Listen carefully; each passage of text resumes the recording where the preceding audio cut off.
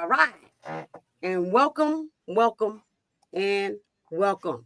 We your no bullshit crew. Let's go. Big Fred, introduce yourself. What's up, ladies and gentlemen? My name is Fred, Big Fred Turner. Um, I am the eldest of the crew. Um, let's see, what is there to know about me? Regular old dad of five, three stepkids. Spent about 10 years in the military, got an associate's degree in business management. I was a career counselor in the Naval Reserve and the National Guard. Um, Love family. Um, right now I'm doing what I like to do, Running your mouth. Telling people, you be running trying my to tell mouth, people what to do, y'all. You trying to tell telling people what to people what to do. I got it from my mama. do. Brian G. Money. What's up? All right, I'm Brian. I'm Brian G. Money Turner. I'm sitting on a dope associate's degree in psychology. Spent about 10 years doing youth counseling. Um, Currently, I'm working in Department of Social Services. Plenty of years helping people, mentoring. I was a mentor for a youth group, for multiple youth groups. And I also had my own it was like a floating open mic night, but it was geared Yeah, toward little production stuff. positivity for Yeah. youth. It was Yeah. G Money Productions Y'all, Ministries. y'all gonna know about that. We're gonna talk about that. Right, That's gonna be right, good. right. That was dope. It's a big deal. That was so awesome. That was so Um, awesome. I'm Yeah. I'm a father of a whole bunch of children because I just keep them all. My lots of kids, step kids, ex-wife kids, they all my kids. Yeah. So so I'm here today to help y'all get to the truth Get to the truth. of the matter. Tell me And, what. and even if it's your truth, it's still truth. Come on now. That's what I'm talking about. I That's what like I'm that talking too. I like about. that too. Absolutely. Absolutely. Absolutely. And those of you who don't know who I am Chanel Baptiste, your favorite no bullshit therapist and mental wealth coach, owner and founder of Choosing Empowerment. And we serve marginalized and disenfranchised communities. And we do it in a no bullshit fashion. The goal is to provide access because we have trouble gaining access. So, Mhm. Choosing Empowerment takes out the barriers that stand in the way of people getting what they need, whether it's financial or whether it's we do virtual therapy, so you got to travel nowhere, all that good stuff. So, Fuck That Bullshit podcast is sponsored by Choosing Empowerment. Choosing. So today, I don't think I did the graphic for it, but I'm just gonna tell y'all because if you've been paying attention to the social media, you already know that today's episode is fuck that oppressive bullshit because we talking about black power, and I know y'all know about that black power, Mhm. right? Mhm.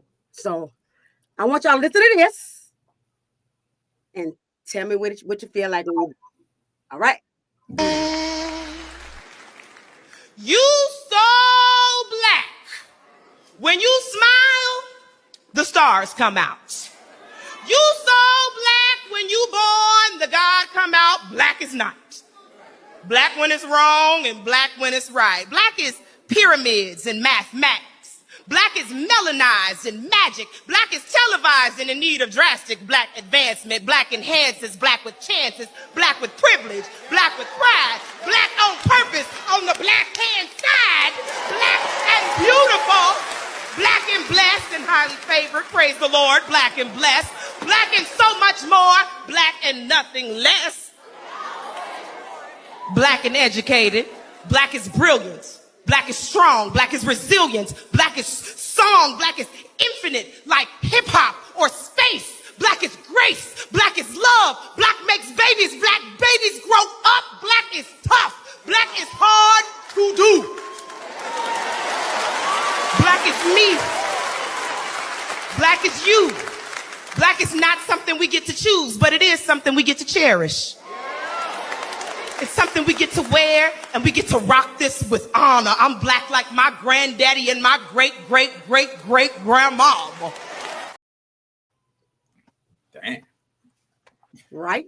I was I that was all. thought I was already proud to be black. Now I'm super No. proud to be black. And You I'm know? telling y'all, when I was looking for it, because I heard it the first time I heard it, she did it at an award show and all that, and I was like, oh shit, that's fire, you know. And so, and you know, the audience ate it up and all that. Right. And so, and this came over my feed on TikTok, and I was like, oh man, that's tight choreography right there, right? You know, giving credit to where credit is due. Thank you, Lyric London. Y'all go check Lyric London out. You got a nice page over there. Oh, that was Lyric London? Yeah, Lyric London. I didn't know she did that. I didn't heard some of her stuff before. So, okay. And, all right. Lamont Ponder, Javon Williams, Lyric London poem. So Teresa the Songbird is the artist of the poem. Yeah. And all that. But while I was looking, I also ran across the extended version. That's the short version of that. Okay. That's the short version and all that. But like I'm gonna leave it in the comment section and all that so everybody can go check that out. Like that girl fire. She's so fire. Yeah. Fire. That's gonna start a riot. Right. But that's the key about like Black Pride, because when we hear stuff like that, we like, hell yeah. Right. You know. But you know, it's 2 points to that, because it's like, all right, naturally we're gonna hear that. But like Fred was saying, it's like, yeah, man, people hear that, it'll start a riot.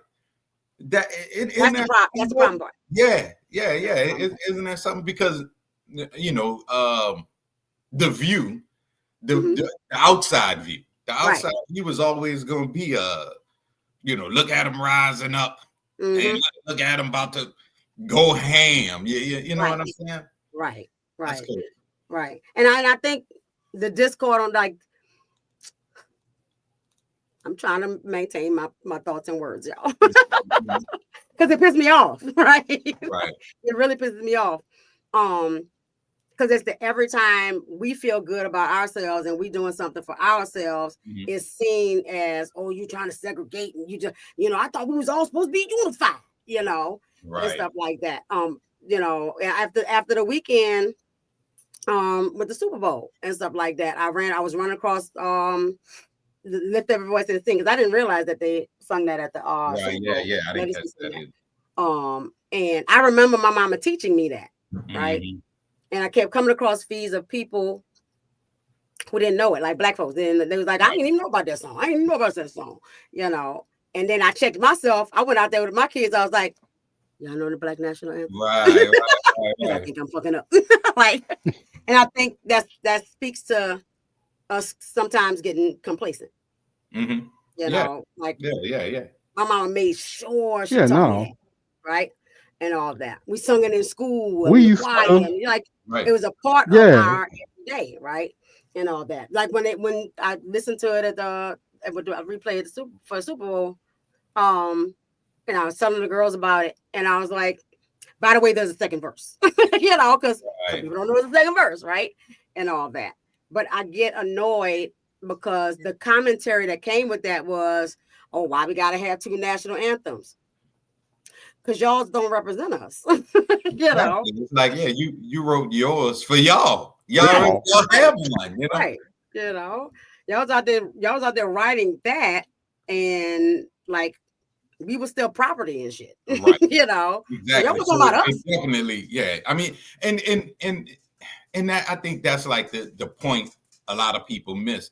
It's not a feeling. Well, it's more than a feeling, but it's not just a feeling, or it's not just accusing you know what I'm saying, white America thinking this way, and these are facts. Like these all these things that really happened. So the reason why we always trying to get our own was because none of the stuff was ours.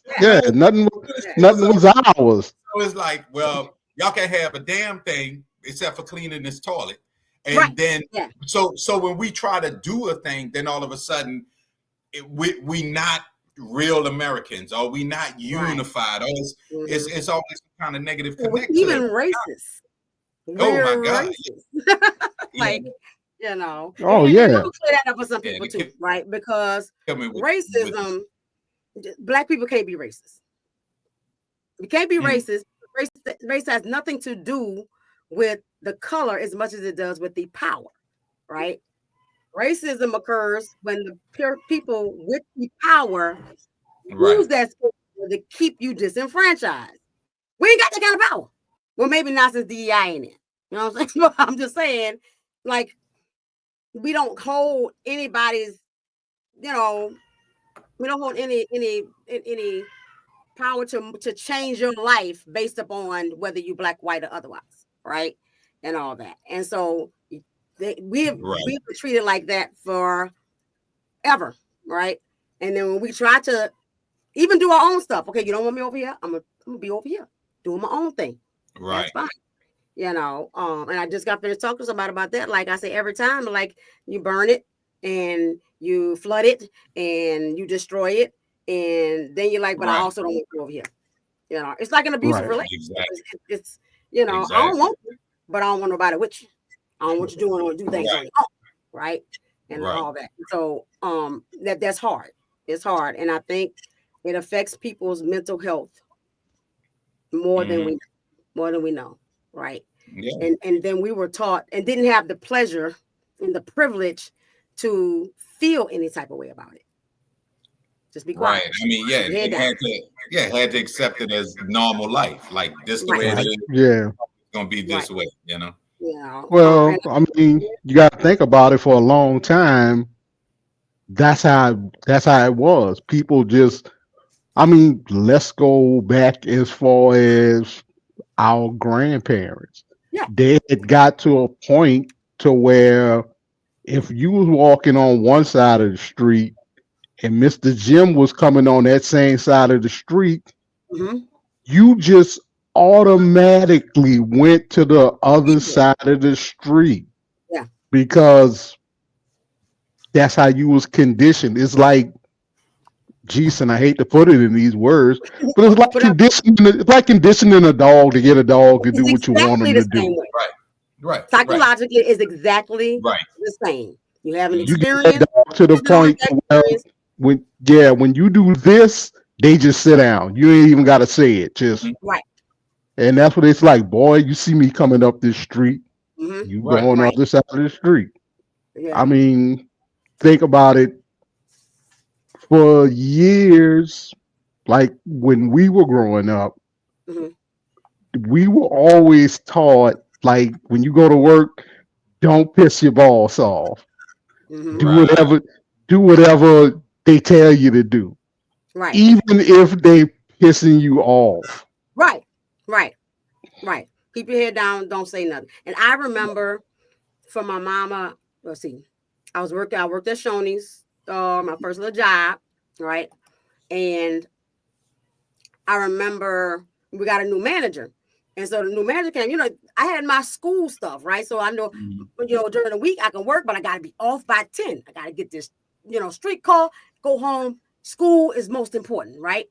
Right. Then the new manager came in. And now on the weekend, I can work as long as them buses running, right? And all that. And so I used to close on the weekends and stuff. But the new manager came in and he didn't give a damn about that. About you little black girl going to school, don't matter, right? And all that. And I continued to tell him, but school is most important. So if you put me on this schedule and it interferes with school, I'm not going to be here. I'm trying to graduate, right? And all that. And I remember we was having financial difficulties. And so I was staying with a friend and all that. And I called my mama and I'm like, oh, mama, he doing this, he doing that. I think I'm just going to pay my senior budget and then I'm going to quit. When I tell you my mama sound like a slave, and she was like, you better keep that good job. Yep. I'm like, Mom, you heard what I said?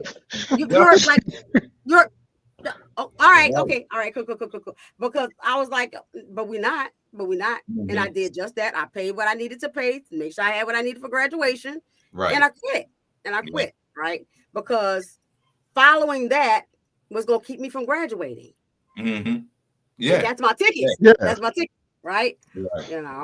So they didn't care. They didn't care if you graduated. He needed you there to keep making him some money. Right. Exactly. But it's hard.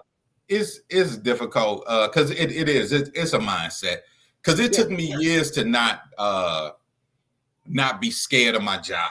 You know what I'm saying? And because like I remember while back I was at Central Park and by the Superdome. And I wasn't feeling good. And I remember it took me forever to dial that phone and call out, because you always scared you're gonna lose that good job. And it wasn't a good job, but it's what provided for my household. You know what I'm saying? I was like 22. Raven was just born. Raven Amber was just born. So I'm this new dad, and then people, and when they know they got you, they got you. And it's unfortunate, but it's again it's the facts. It's not haterade. Every last one of my supervisors was white. You know what I'm saying? And they played that role like oh wait, I'm like, yeah, I'm not feeling well, I ain't coming in. Oh, well, you need to come in. So it's like straight up, man, fuck how you feeling. You know what I'm saying? You need to come in. Did I find somebody else to cover my shift? It wasn't until I put in all them years, and this tell you how recent it was. It was when I was working at BT, and I put in all them years and dedicated all that time and lost a lot of time. Like I missed out on everything because that job was 24/7. It wasn't until then till I realized I was like, I have no expectation for a job. You know what I'm saying? I expect my damn paycheck every freaking 2 weeks. That's it. You know what I'm saying? But it takes a lot to change that mentality. And sometimes like you got to get mad, but that conditioning is Jim Crow slavery conditioning. Yes. You know what I'm saying? Crow slavery conditioning. And we were taught that by our parents, who were taught that by our grandparents. And it was a whole system that forced them to be that way. Like I always say, first generation slaves are gonna buck, second generation slaves are gonna buck a little bit because they still got the information from the first generation. By 34th generation, they done accepted that shit. This is what it is. You know what I mean? It is what it is. And they trying to get back to that shit. Yeah, and I can see it now because I teach Nate, and they about to be 25 this year, right? And there's an intricate balance, right, between stand up for yourself and keep your job, right? And so at first, and she was already carrying a bunch of junk anyway, but like, I did teach her like, stand up for yourself, right? Right. And so, but if something would happen on their job or something, they would be like, man, fuck you, I'm out. That was racist, and I'm gone, right? And all that. And so, but after losing so many jobs, she's like, I still gotta pay my rent, bro. Right. Because Bill coming for his money. Life still going life. Right. And now she's created a good balance, right? But the frustrating part is, even when you have the balance, even when I'm following the rules, I am standing up for myself within reason. I'm bending a little bit because I know you don't give a damn about, my personal circumstances. Right. But then there's still the threat. There's still them deciding what they want to do with you and all that kind of stuff. So like, like it makes you feel powerless. It makes you feel powerless. That's what I tell everybody. I tell everybody that I talk to. Like, I have people now to be like, oh man, I want to take this other job, but I don't know. I'm like, are they paying more than what you making here? Right. Yeah. I was like, then why are you still here? These people do not have any loyalty to you. Like 2 months ago, they laid off half the people at my job. Didn't call them. They found out the day it happened. So I'm like, they didn't have enough loyalty to you to let you know 2 weeks ahead of time that you was going to be getting laid off, because they figure if I tell you 2 weeks ahead of time, your ass going to be gone Friday. Exactly. And I think, and that's been a growing trend too, where people are not giving notice. They just like, you would fire me out the blue. Oh, hell yeah. Exactly. Exactly. And look, they'll tell you, you won't be available for rehire. Bitch, I'm not coming back. Like, I ain't gonna lie, I quit a job making a nice chunk of change. I gave them 1 week notice. That lady said, you only giving me a 1 week notice. I said, you lucky you got that. You know what I'm saying? I said, you lucky you got that. And she was like, well, you won't be eligible for rehire. I said, look, I said, if this was the last job on the face of the earth, I said, I would rather stand out there on that corner every payday Friday and rob y'all ass when y'all come out than to reapply here. She said, well, you don't have to stay the whole day. Say, well, I'm out. You know what I'm saying? It's bullshit. They pissed me off to the max because it was get out of there or go to jail. You know what I'm saying? Yeah. But it's why, and German white woman, you know what I'm saying? It definitely wasn't me because it was everybody around there. All was like, she's like that, she's like that, she's like that, she's like that. And I was like, nah, y'all judging this lady because she white and German. No, she was white and German. You know what I'm saying? She was tripping. Yeah. She wanted you to know who the boss was. You know what I'm saying? Right. And I watched people that worked there. Like one girl was in tears, crying. That's how frustrated she was. But she was locked. The job paid well. She had people to take care of. So she just gotta take that shit. You gotta take shit off of them, though. Yeah. And that's why I know people talking shit about Kanye and his slavery is a choice, but that's what he meant in that, though, right? Because we moved from that motherfucker just said that shit at the wrong time. Wrong time, right? You know, but in essence, it is right because it was hard for me to step out and do my own business, right? It was hard for me to step out there and you know, I got all the skills, I got all the things. I still had to learn some stuff, right? And all that, but like I'm capable. But it took for me to lose a job, you know, and I had no other choice. I started this process. I'm like, I'm gonna wean myself from over here, and I'm gonna do this thing right here, and because it's hard not, you know, that check gonna come every 2 weeks or every month, right? Like clockwork. As long as I show up, it's gonna show up. You know, I've had several clients that's like, you know, I'm nervous about losing my income. I'm nervous about losing, you know, my insurance and, you know, the benefits and what about my 401k, you know, and all that. And so it's dangling all that stuff in front of you, right? You know, if I didn't learn anything else from my ex, he definitely taught me that because I just graduated and got a decent, you know, most money I ever made, you know what I'm saying? And it was only $30,000 a year, you know, but I was excited about that. I went to school all these years. I finally got something and all that. And then we had a evacuation. We had to evacuate for a hurricane and all that.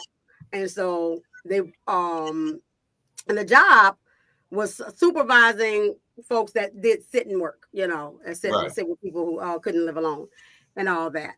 And when I tell you, they said, okay, we're going to get we need people to help drive the van. We're going to take them, you know, the company's paying for all the things or whatever and all that kind of stuff. And I didn't want to do it. I did not want to do it and all that. Talked to my husband at the time and all that. And he noticed that I was uncomfortable about doing it. And he was like, you know, you were telling people no, right? You know, and I'm like, what is my good paying job? You know, and all that, you know, you like morph into it, you know. And he was like, don't let nobody hang no job. They ain't got no job before you. Right. You know what I'm saying? You're intelligent, you got your degree, and you know, and you think you know every fucking thing. I couldn't help it. But like I recognized that that was the fear. But I got the fear when I stepped up into that, right? Every job while I was in school in my head was temporary anyway. So I kept on losing those. Every 6 months I was moving around, right? You know, like Burger King or you know, wherever it was, like I'm gonna move about 6 months. I'm tired of y'all shit. I'm moving on, right? But now I got my post-college job, right? And all that. Then all of a sudden I was afraid to lose it. Right. You know? Eventually still wind up losing it for some other stuff or whatever. And even losing that job. Somebody was hating on me. Somebody was hating on me and setting me up, you know, and all that. So it's like, how do I win? Like, how do I win when all the odds are stacked against me on the other side and on my team, who I think is on my team is also stacking up against me. Right. That's undue stress. That's undue stress. You Mhm. know what I'm saying? You know. So I got a question. Um, is black excellence burdensome? Bullshit or no bullshit? Is it burdensome? Mhm. Oh, Loaded question. little. It's It's loaded, ain't it? it, All right, let's talk about it. I feel like it can be bullshit, but I feel like it's not bullshit at the same time. Mhm. Yeah, nah. Because I think of some people with that black excellence in the church, it sometimes comes off as bullshit. You know, Yeah. it turns into black excellence. I'm better than you. You know what Right. I'm saying? So it Yeah. to me that's just not black excellence at all. Mm. Mhm. You know, Right. Yeah. and I don't think it's bullshit, but I think nowadays, if you look at social media, I don't have an issue with social media right, audience. Just to let y'all know, it's just too much bullshit on social media. It is. It is. There's a If fair, you very listen to in the 70s, I think black excellence meant something okay. right, because there was always something positive behind it. Right. hmm Right. The movement, the movies, the music. Yeah. I right, mean, when they have black marches now, people still play Marvin Gaye right. Because right it's now, silence, right? and it's got a message behind it. That's right. But now you look at, all black excellence, and Y- I'm trying to say this without I know. I know. people without getting canceled. But when I hear it now, it's like you see the guy that's on there talking about how he's the high value man and Ah. all of this, and I'm the girl that's single. I got 5 degrees. I'm taking Mhm. care of my kids. Congratulations. Right. Y'all are adults. That's Right. what you're supposed to Supposed to do. do. Nobody paid you to go to school and make A's on your report Mhm. card. Why am I going to lift you up on a pedestal like you Jesus? Because you're doing what you're supposed to You're do. supposed to. Right, Yeah. right. Yeah. And it's okay to You celebrate know? yourself. You know what I'm saying? Yeah, Celebrate yourself, but don't elevate yourself above other people. You people. know. And it's like Brian said, it's like it's sometimes it's to the point to where it's like black excellence. Oh, I'm better than you, black guy. Right. Hey, black Right. power, but Mhm. I'm more black power than you are. Mhm. So, Mm. Right. it's like we using it like some platforms I feel like just use it to smash other people down. We kind of going back to that point to where we didn't forgot who the real enemy was, I and we're think so. back to fighting with ourselves Yeah. Well, to, to, I mean, to try and get that seat at the table. Mm. right. That makes But sense. it's the usual. I mean, because like we was talking about, like back in the 70s, the difference was that black excellence was more profound because it was adults.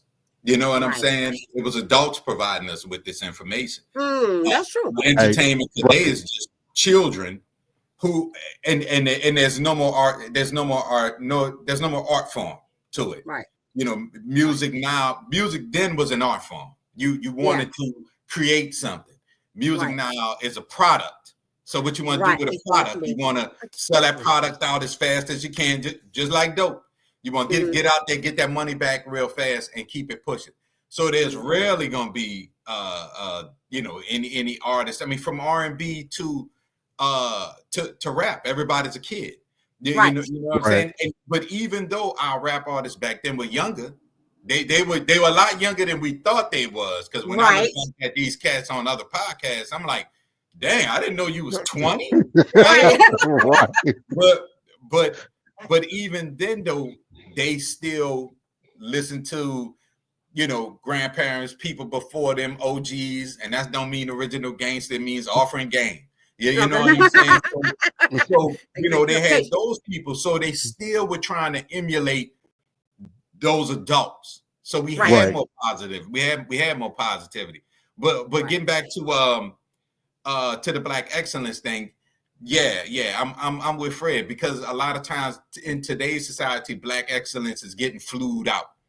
Or claiming that I'm a high value man. Why? Because I said I'm a high value man. It's depicted as that bullshit. You know what I'm saying? And it's bullshit, and we get so caught up in following that, thinking we on our way to being Black excellence. Excellent, right? Yeah, it's really not. The little intro you played. Yeah, that's Black excellence. That's Black excellence. You know what I'm saying? Right? That's Black excellence. When we and this is not as important, but it made a bold statement when we showed up and showed out when Black Panther came out.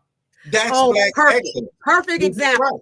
Because when we showed what them Black dollars can do, right? You know what I'm saying? Right. And it wasn't even on purpose. We were just no.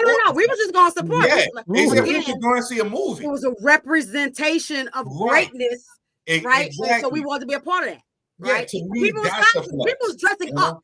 We spent money to go see a movie. Exactly. That's it. We just got up, got dressed, and went to the movie. That's it.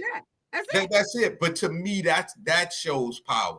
But we get kicked back so fast because we ain't had shit. As soon as they offer us some dollars and say, nah, don't do that, do this. Right. Here we go, stepping and fetching. We, you know what I'm saying? We on it. Then you know what I'm saying? And Asher made that comment here, like it feels performative. Mm-hmm. And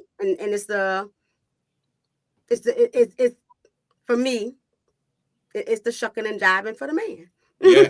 It's the same concept, right? Yeah, it's the same concept and all that. And we moved from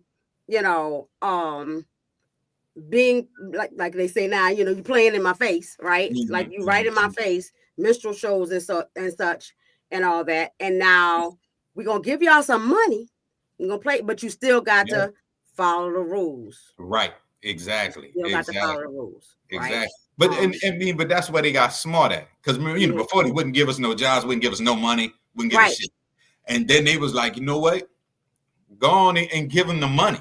Mm-hmm. Give them the money. You can control them better, and you still all they did was gave, instead of making 20 million off that brother or that sister, they was like, nah, go ahead on and make the 18 mil off them. Give them that little extra. Right. You know what I'm saying? Right. So now we got a whole bunch of shucking and jiving cats, because we don't see no more Spike Lees coming out with Bamboozled, and you know what I'm saying? Right.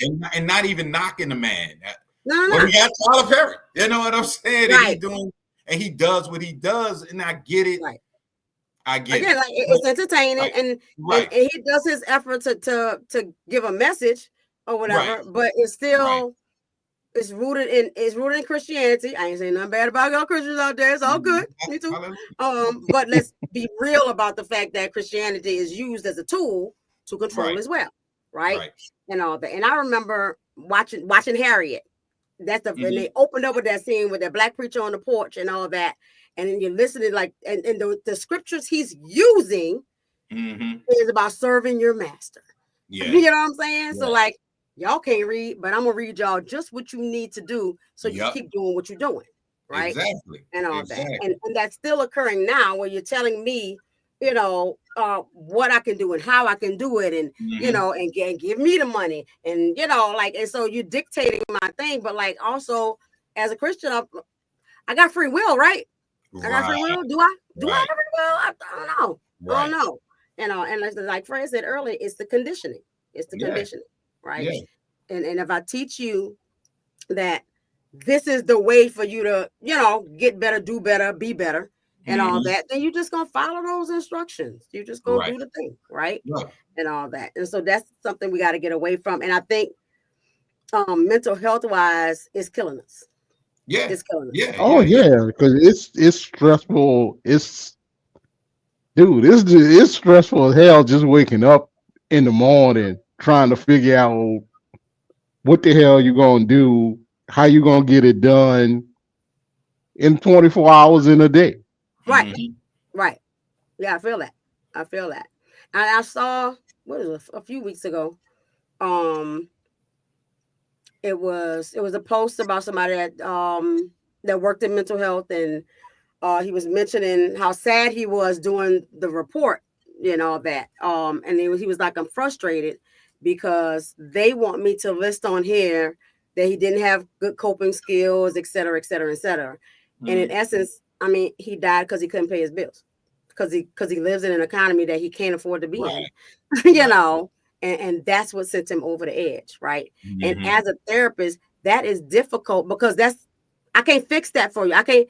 There's no coping skills in the world that's gonna change that Right. situation, right? Right. And so I wind up coming from a perspective that these things are the way they are. You just got to change your perspective, Right.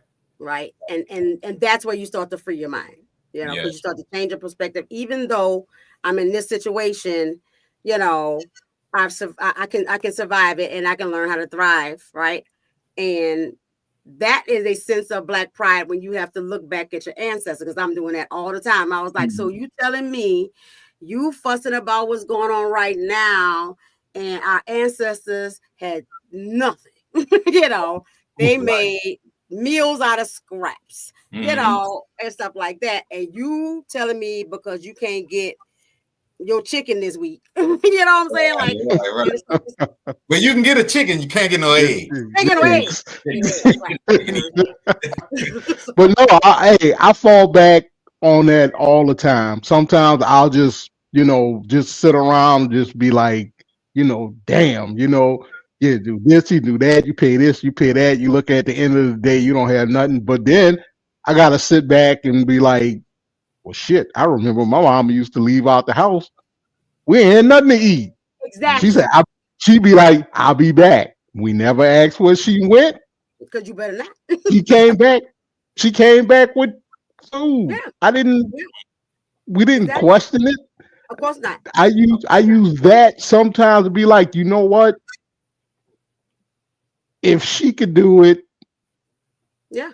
I can do it. Yeah. And I'm better situated Situated. Come on. than my mother was Right. 50 something years ago. Right. Exactly. You know, I have better everything than what she had Yeah. back Yeah. then. I mean, minimum wage still sucks. seven Oh, dollars and absolutely. 25 cents What the is hell? freaking ridiculous. But shit, I think was minimum wage even $3 back then? It had to been less because I got my first Yeah, tax paying job in 1988, and Mhm. minimum wage was 375, Yeah. something like yeah. that. So it was Yeah, less 'cause than even three when I worked in dollars back schools, they then. don't Yeah. even pay the minimum wage at a waitress job, and I think I was making Right. like 201. Yeah. And You I think know. it's like 270 now. So Yeah, I heard. I was like, shit, they yeah. balling now. You know what I'm saying? Yeah. I was like 17 then. you know. Yeah.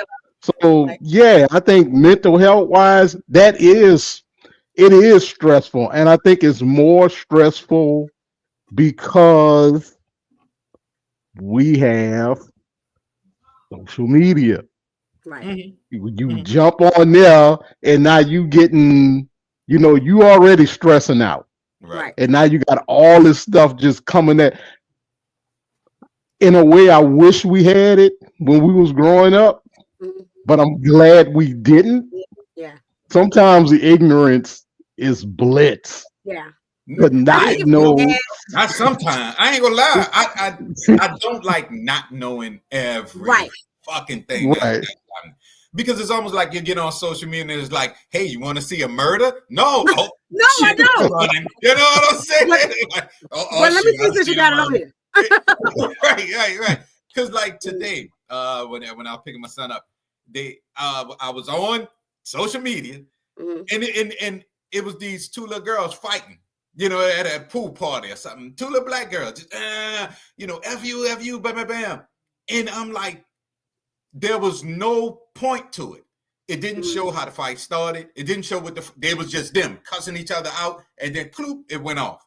Mhm. And right in that moment, because I've seen those before, And you know, I told you, if anybody ever had anything stupid on social media and it got reported, God damn it, that was me. So I start reporting shit. You understand what I'm saying? I'm like, I'm gonna make sure I don't see this shit again. Right. You know what I'm saying? But I was sitting there and I had the thought, I'm like, I wonder if that's us or is it them? Because those videos, they everywhere, and they're not even like they all pointless.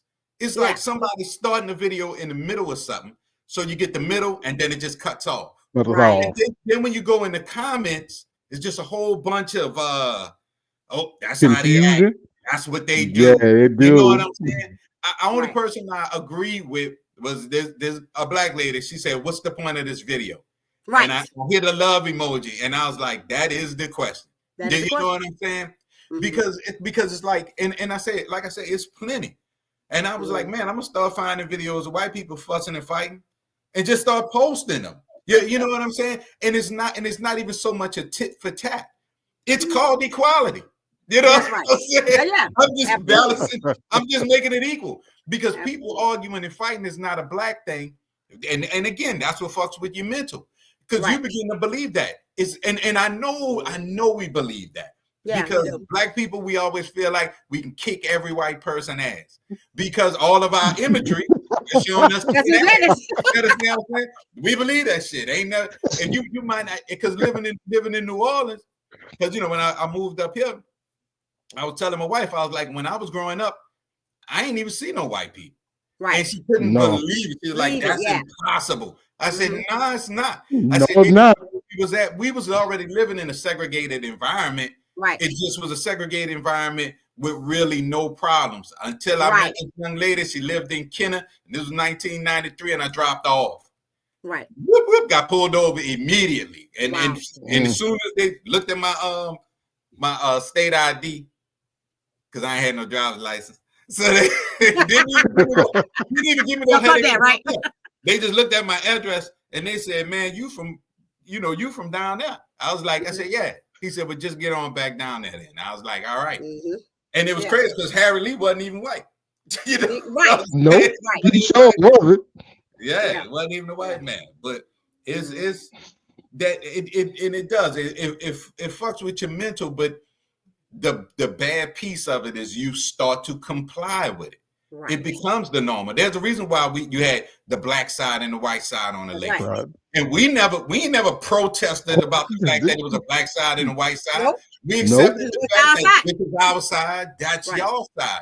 But for us, it felt like this belongs to us. For them, it was a level of control.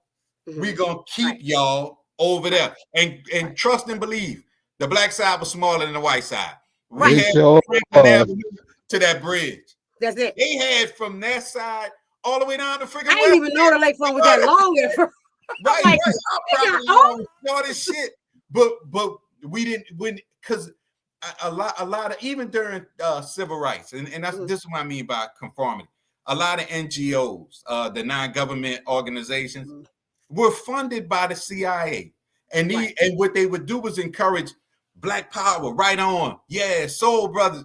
So if I give you an identifier where you get to feel, black proud and strong, you're doing less protesting, less fighting, less all that. You know what I'm saying? So it's a trickery of conformity. You know what I'm saying? While the whole while they still doing what they're doing. What they do. But because you can say I'm black and I'm black and I'm strong, then you feel like you got something. You know what I mean? Makes sense. Well, it's a lot to watch. Like I said, once they got over, get in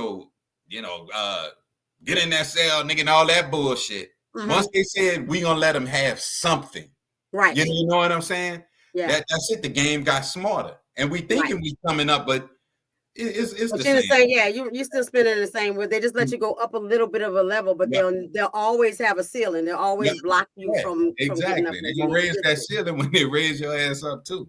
Exactly.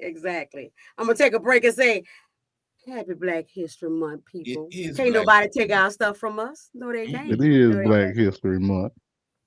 So I'm gonna pivot over to like cancel Black History Month. Huh? What you say? Did Trump cancel Black History Month? Trump invented Black Is it- History Month, baby. We want to thank him for that. Without him, we wouldn't know our damn history. I mean, you know, It's after a okay. while, we're gonna have to dig it up because they're trying to kick that out of the schools now. Exactly. Yeah. You know? They started moving all that stuff out. So like you mentioned like protests, civil rights, and all that kind of stuff. And I think in our fight to stay free, to have the rights or the illusion of the rights, to do what it is we want to do or whatever the case may be. There has to be some unity. There has to be unity in that. And I think civil rights and every time we've had to stand up together and fight, right? It did create a sense of unity. And all that. And so and Mama always say, don't none bring people together better than a common enemy, right? Check, but when we do stand up, and even though we might not be able to do it vocally, might not be able to do it in a way we would like to do it, we can use our platforms to do so with the understanding that there's consequences. And here's a good example of that. October 16th, 1968. During the medal ceremony at the 1968 Olympics in Mexico City, Tommy Smith and John Carlos gave the Black Power salute during the playing of the national anthem. Carlos would later write in his memoirs, "There's something awful about hearing 50,000 people go silent. It's like being in the eye of a hurricane. Some spectators even booed them, and others shouted the national anthem in defiance." Smith and Carlos were suspended from the U.S. Olympic team and forced to leave the Olympic Village. Once back in the United States, they even received death threats. In the decades since, Tommy Smith took care not to describe his gesture that him and Carlos gave as a Black Power salute, but rather a human rights gesture. Smith said that the act stood for the community and power of Black America.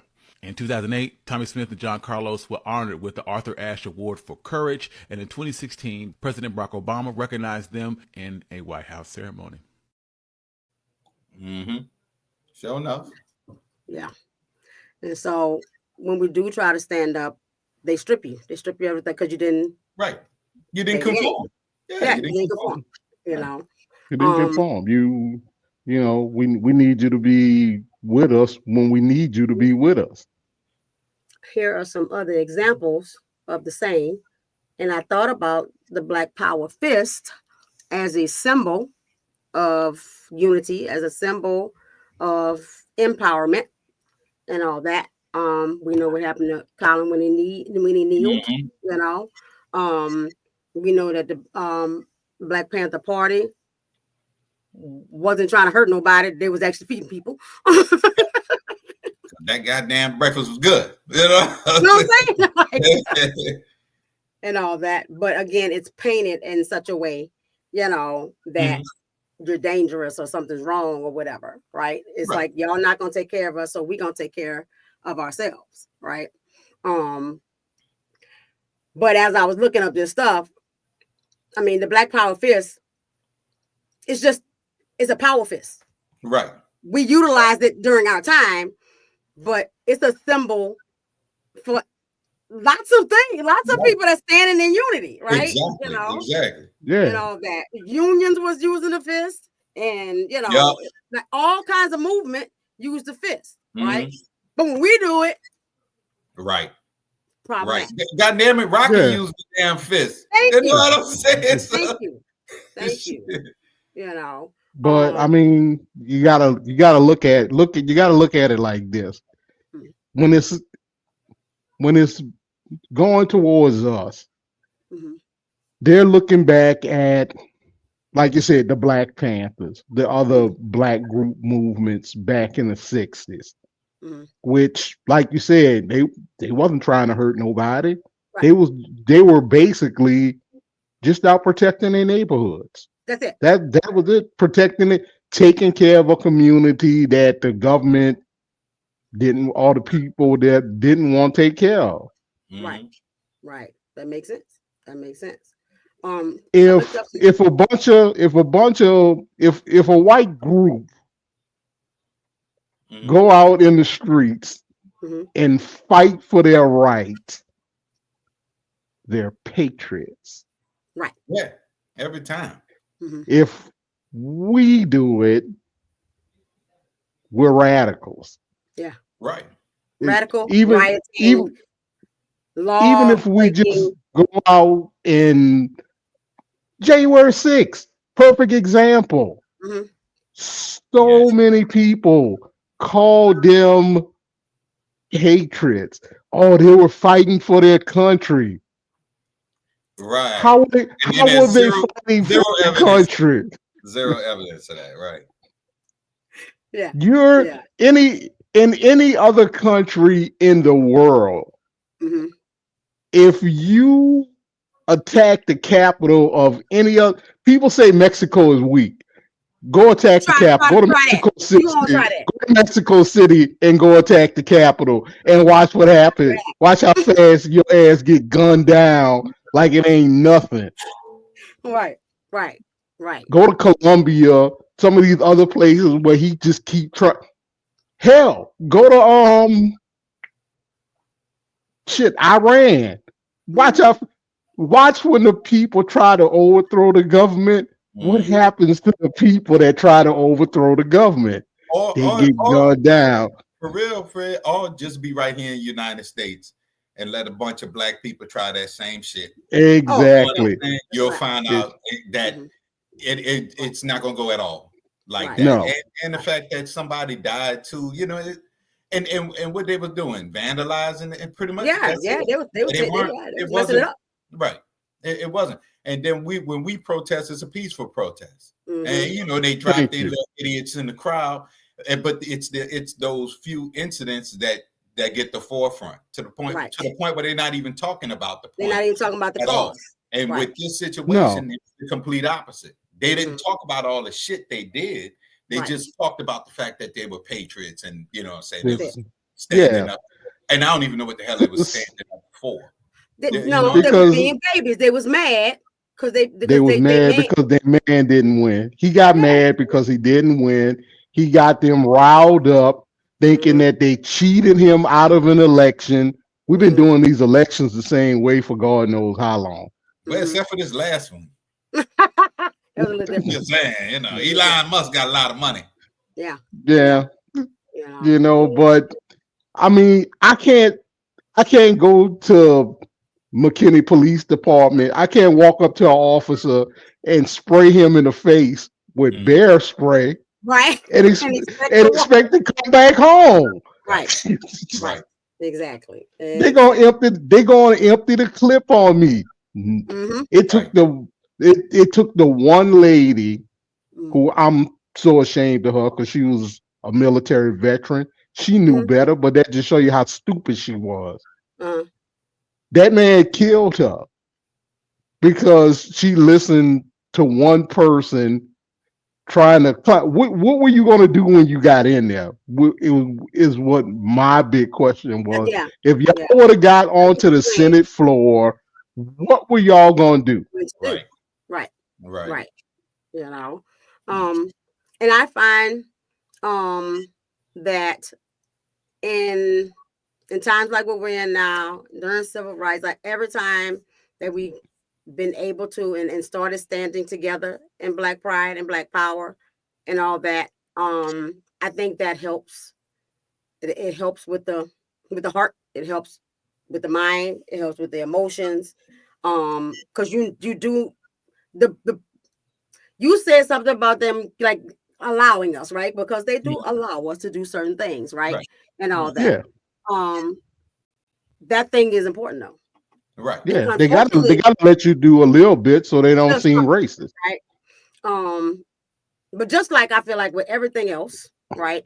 And I've talked about this, you know, this week. Just like with everything else that they hold back from us or keep us from doing or getting or being, right? And all that. Let's use DEI for example, right? And all that. So you put affirmative action in place, we do the DEI thing, all that stuff. Now you got to hire them you know, and blah blah blah blah blah, right? And so I just explained to somebody that the it was put in place because they wasn't, right? They just wasn't. Right. I can have 5 degrees. Billy Bob got a high school diploma. He getting the job, Mhm. right? Because they Yeah. don't want Right. to hire me, And right? you'll never know, you know. You'll And just you think, never oh, know. maybe somebody had 11 degrees, you know. Exactly. Right. Exactly. Right.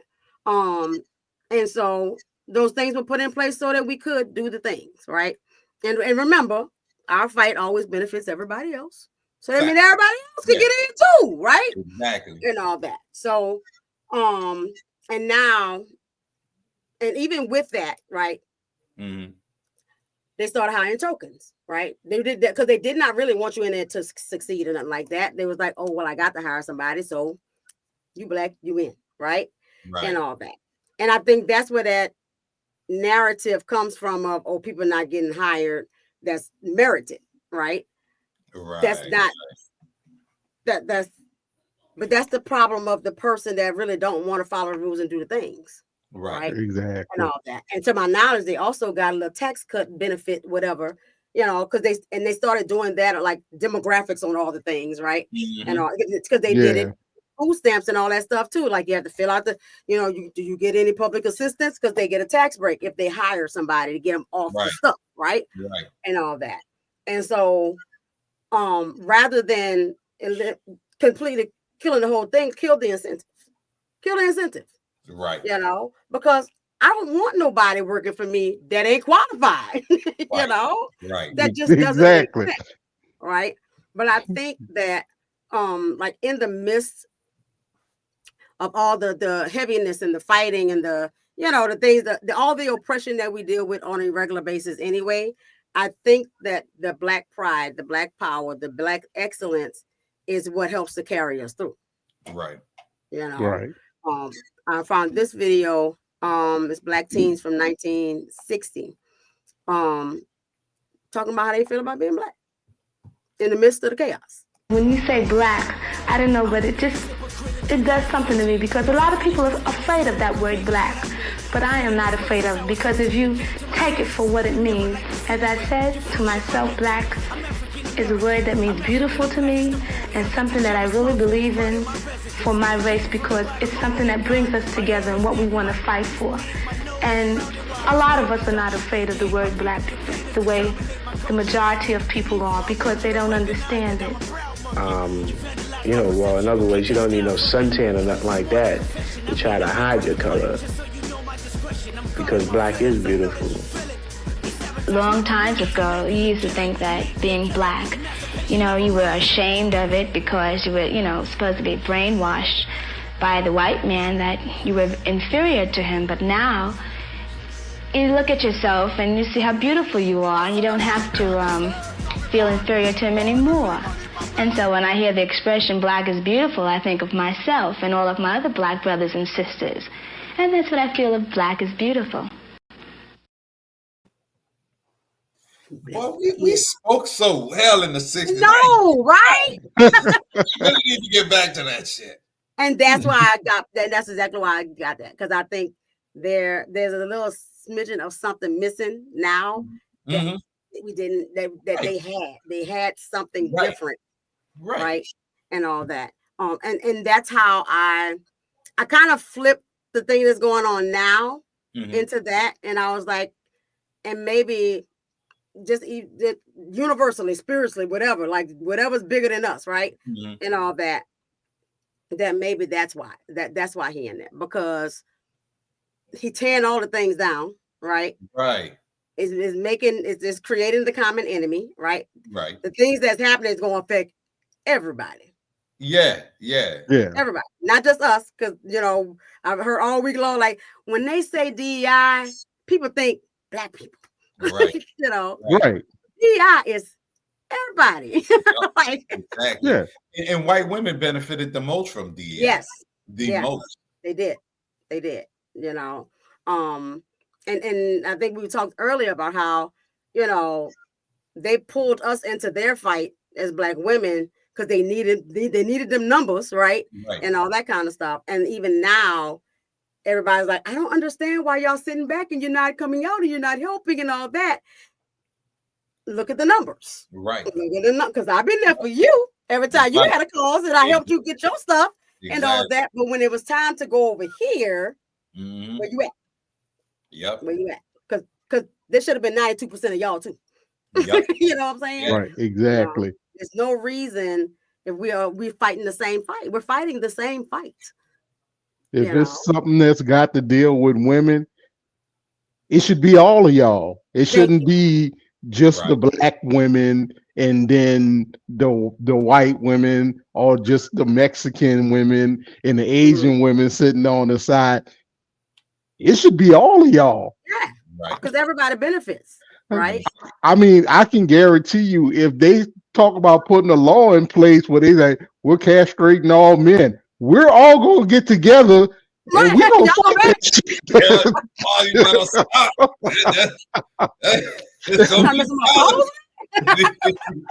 Serious ass problem in these streets.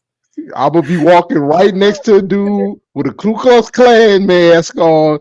We all going to be holding the same sign. Hey, my friend. Yeah. We can fight after this is over with. But I mean, just like with the abortion thing, I was shocked that so little, like there was way more women than I thought. And I'm like, this is not, because I'm not one of those people that's like, yeah, go have an abortion. No.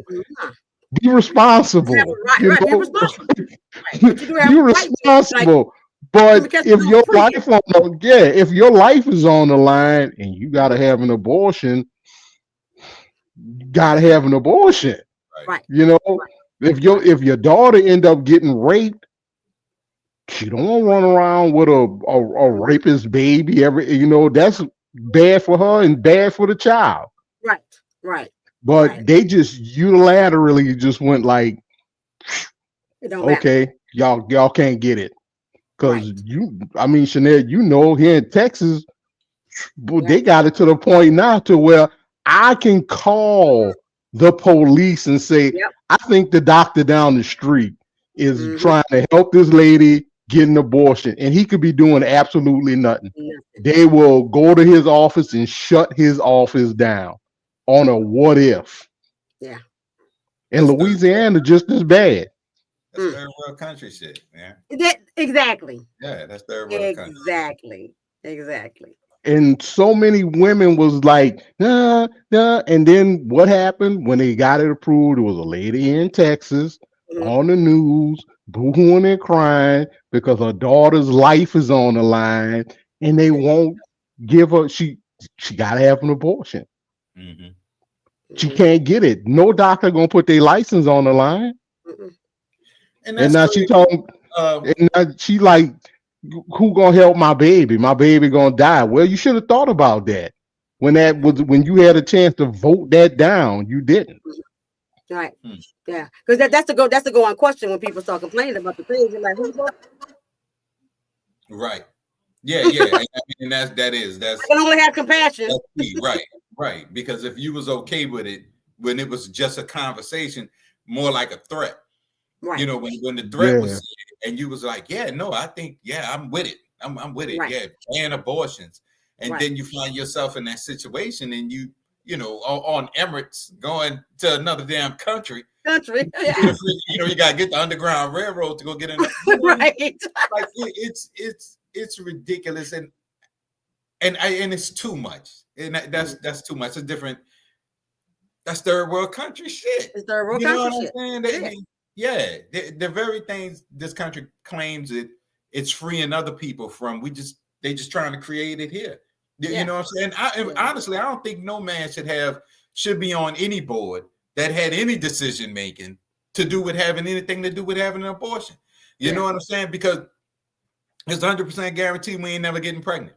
So we'll never have to deal with that. You will never know. It's a woman without children shouldn't have been on the decision-making committee for that. Even in the conversation. You know what I'm saying? So it's like, oh boy, they be wilding. That's some bullshit. That's some bullshit. That's bullshit. That's some bullshit. Right, Shay. That's bullshit. Right. You know. And I think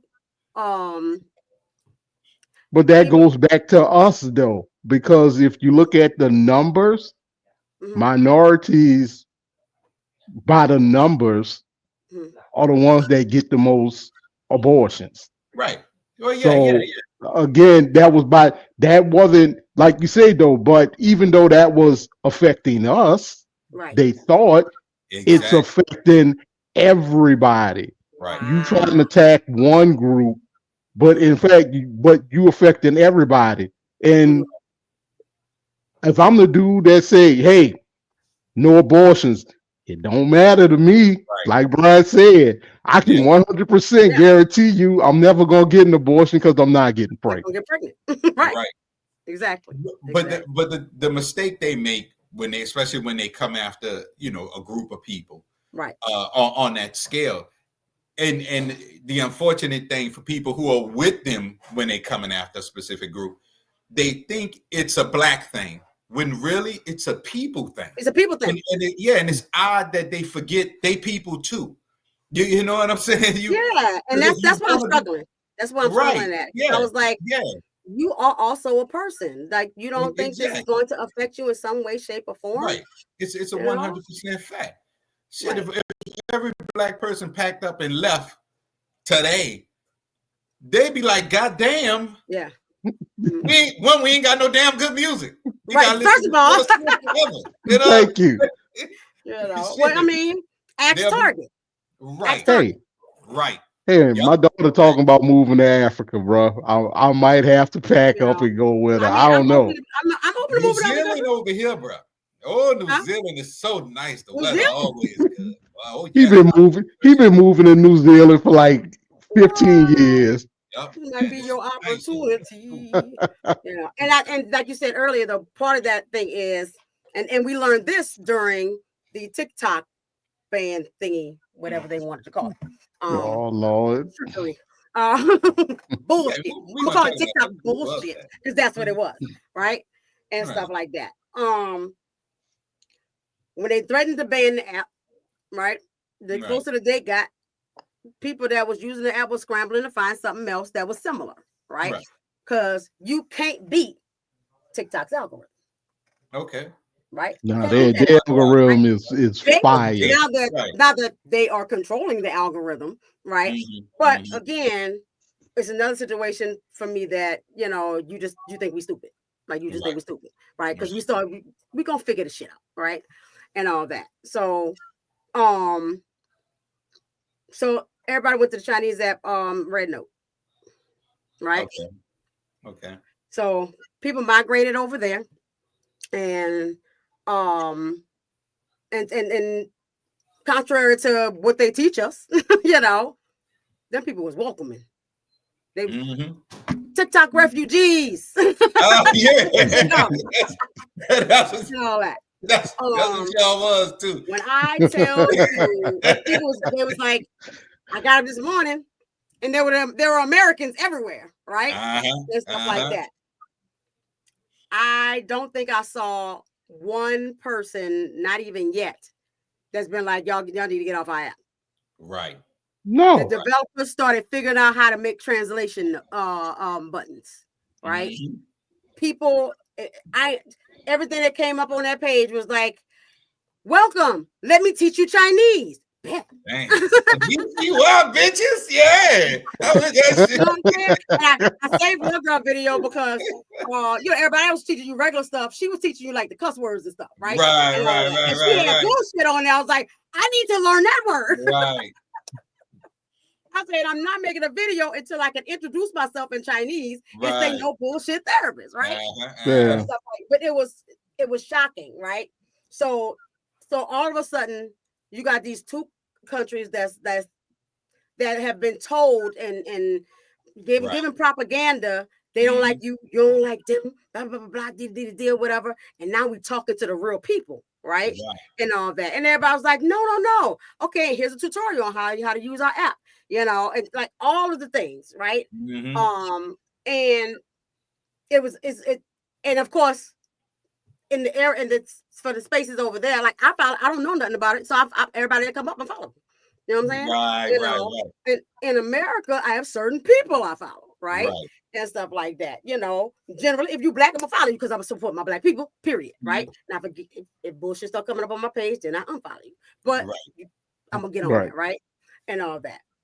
But not only though was there the friendliness and the openness and the welcoming and all that, then we start talking. What it's like over there, right? What it's like over there. And so people started doing videos of their apartment. Hey, I'm gonna show off my apartment, and he videoed their apartment, and and he finished doing the whole tour, all the things, whatever. Okay, and here's how much I pay. And it was a nice pad too. And he's like, I paid $560 something American dollars a month for all that.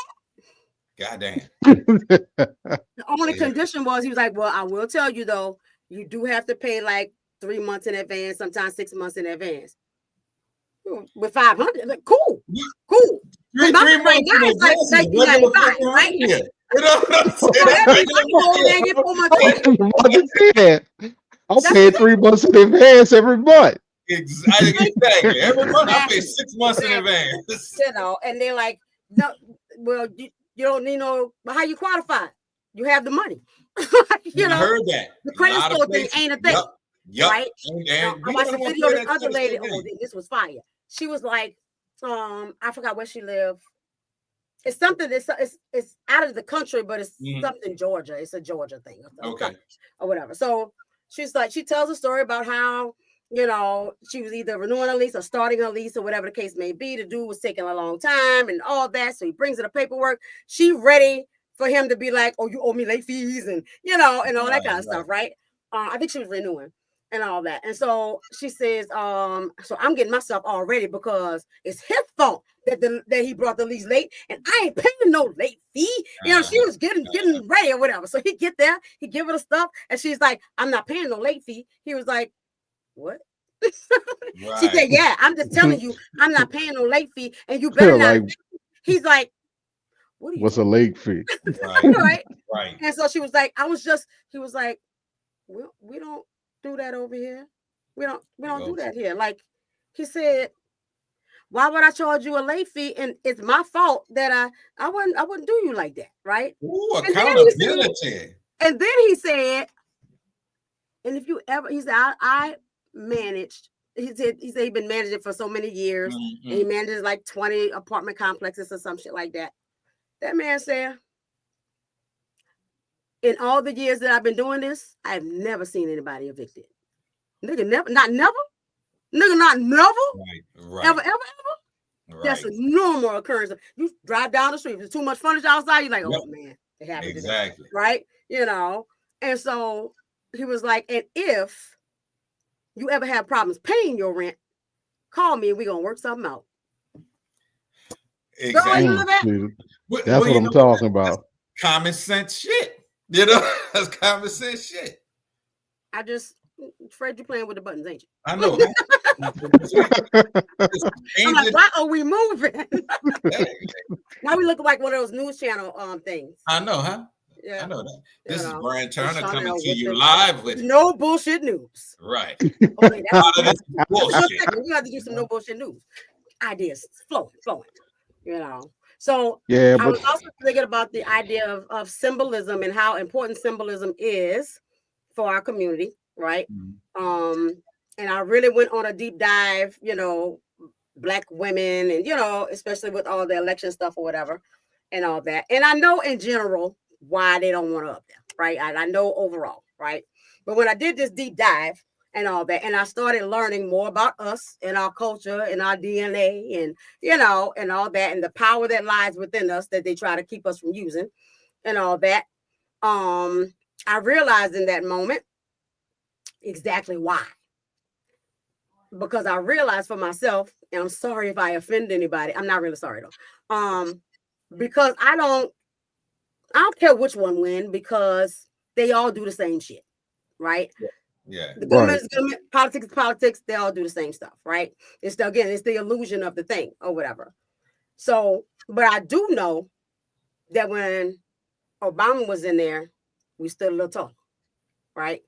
Because I had a black president. Right. My president is black, right? Mhm. And all that. And it made us feel a sense of pride and encouragement and all that stuff. Because, as a kid, you're like, well, which one will be when you're going, I want to be president. You don't have the heart to be like, baby, they're not going to let you in. Yeah. Like, the little black ass is not going to be president and all that. So once he got there, now people might confidently say, you could possibly get up in there because they let him in, right? And all that.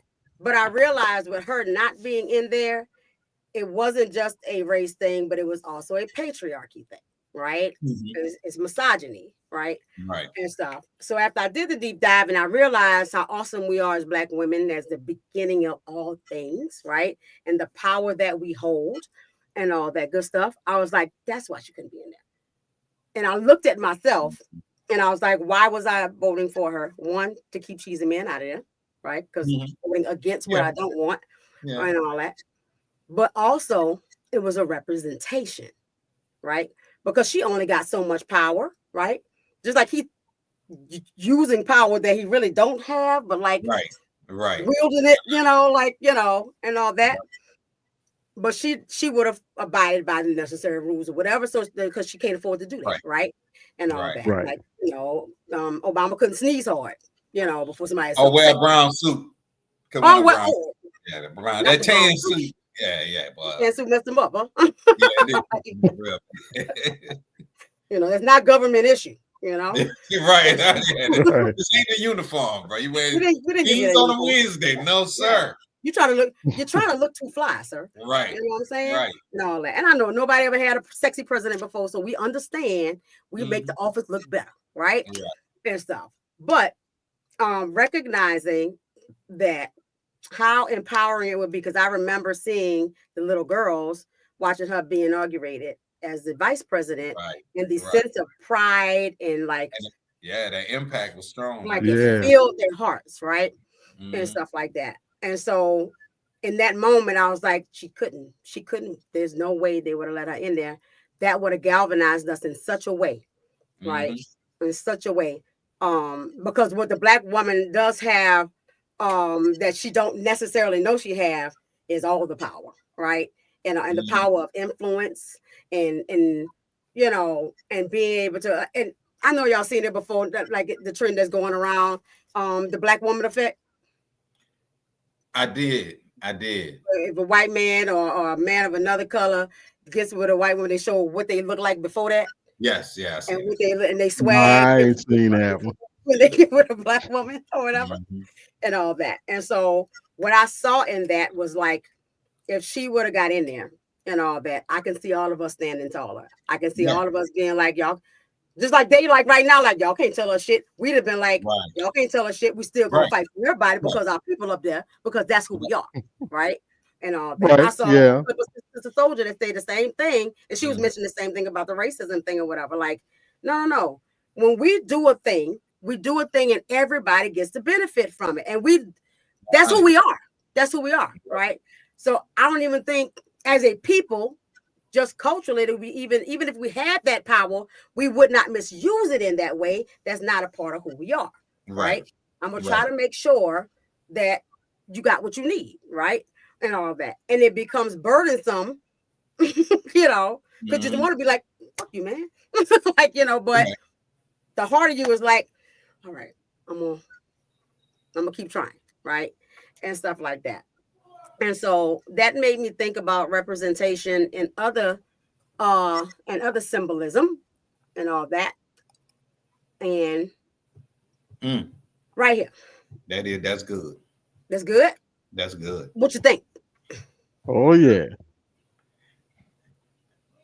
You know what's dope about it though is the uproar, and out of all of these characters, only one is a real person.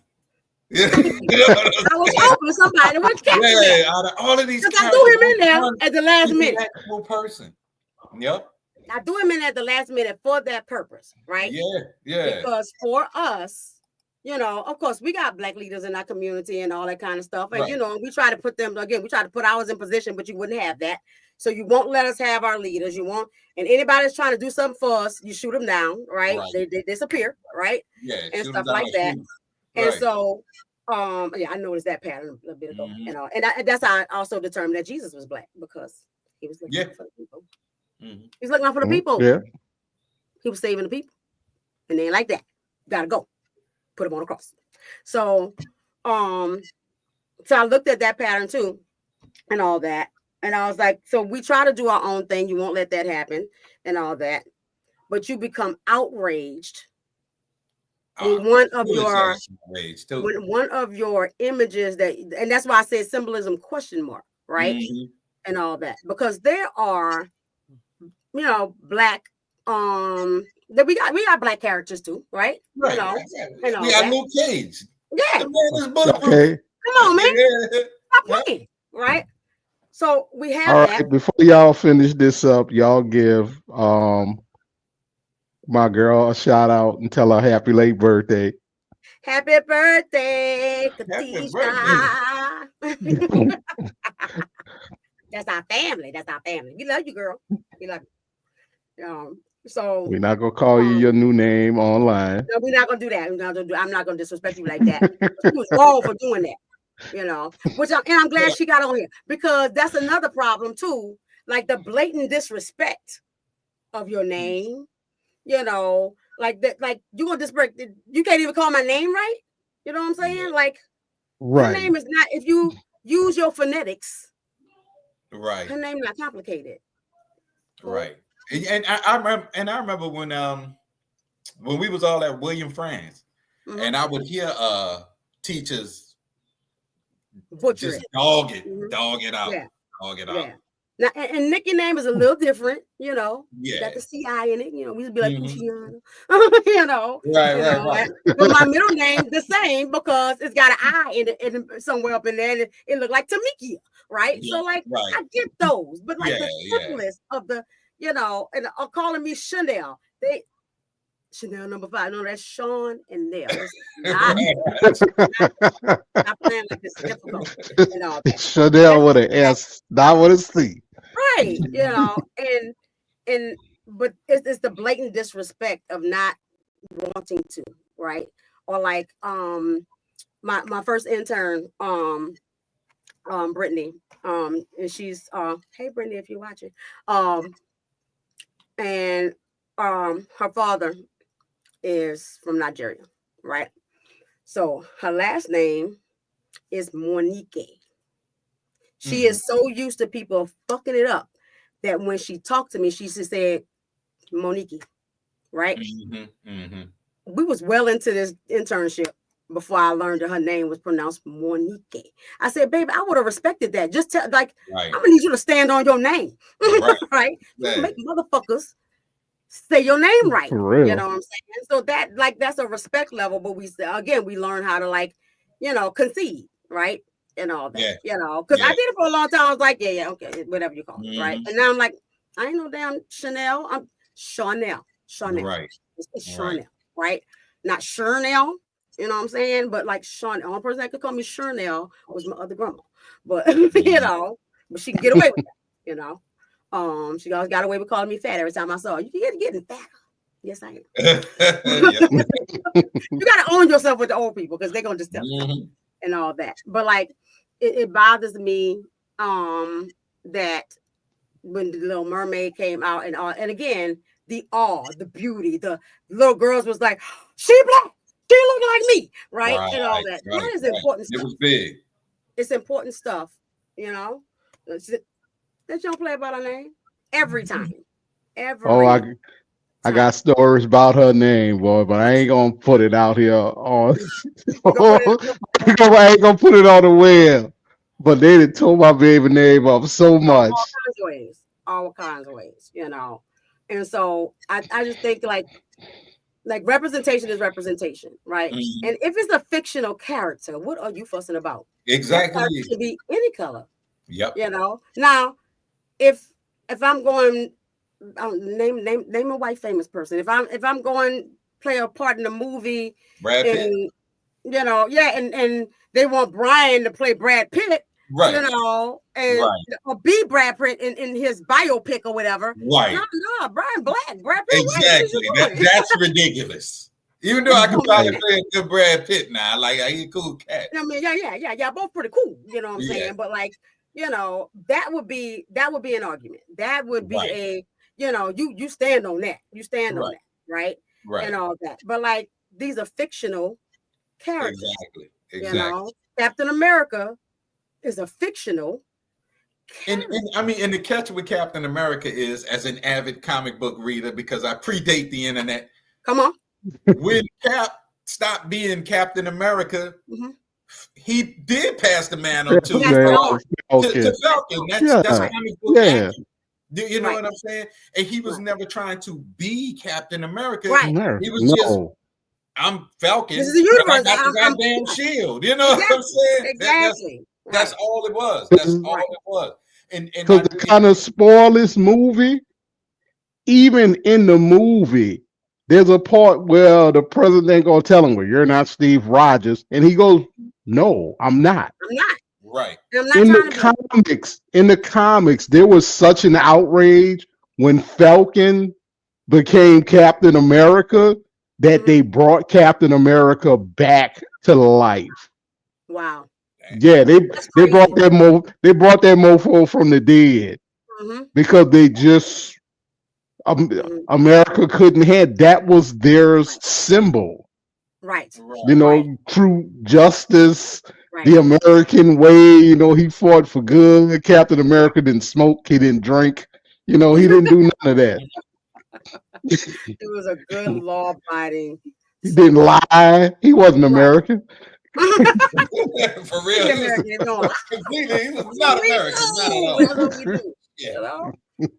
So like that's bothersome. Now I wonder, since we have now a new icon in Uncle Sam and all that, how that's gonna play out, because you know the Uncle Sam is that the official new Uncle Sam? Or y'all let us know in the comments what y'all Uncle think. Sam.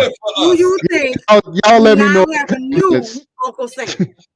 You know what I'm saying? Or is that just our Uncle Sam? Right. Y'all let me know in the comments. That's what it's gonna turn into, right? It's gonna turn into that. You know. Yeah. That's gonna be our Uncle Sam, and then they're gonna say y'all separating stuff out again, and you're like, you know, but are you gonna accept our Uncle Sam now that he's dressed up like that? And now we have images, and people are creative. They are creating stuff, y'all. You know what I'm saying? Oh yeah, it don't take long. Gonna be on everything, right? And all right, so like y'all gonna accept our Uncle Sam as the standard now? Right.